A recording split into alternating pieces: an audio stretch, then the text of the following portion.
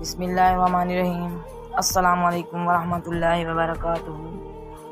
جیسا کہ ہم نے حضرت سیدنا امام حسین علیہ السلام کے 100 قصے بیان کرنے کی سیریز شروع کی ہے، جس کا دوسرا قصہ یہ ہے کہ حضرت سیدنا امام حسین علیہ السلام کا نام مبارک کس نے رکھا۔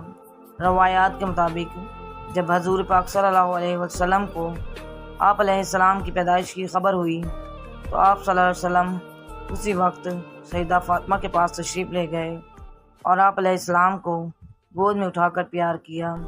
پھر آپ صلی اللہ علیہ وآلہ وسلم نے حضرت امام حسین علیہ السلام کے دائیں کان میں اذان دی اور بائیں کان میں تکبیر پڑھی۔ پھر اپنا لعاب دہن ان کے منہ میں ڈالا اور دعائے خیر فرماتے ہوئے آپ علیہ السلام کا نام مبارک حسین رکھا۔ پھر 7ویں روز آپ علیہ السلام کا عقیقہ کیا اور بال اتروا کر ان کے وزن کے برابر چاندی خیرات کی۔ تو تیسرا قصہ بیان کرتے ہیں بچپن کے 7 برس صحبت نبوی میں۔ حضرت سیدنا امام حسین علیہ السلام نے اپنے بچپن کے 7 برس حضور پاک صلی اللہ علیہ وسلم کی صحبت پائی۔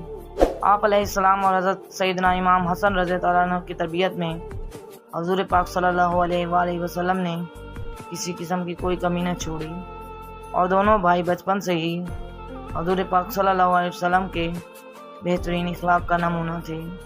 حضور پاک صلی اللہ علیہ وسلم نے حسنین کریمین کو ہمیشہ اپنے ساتھ رکھتے اور انہیں ہر چیز کے آداب سکھاتے تھے۔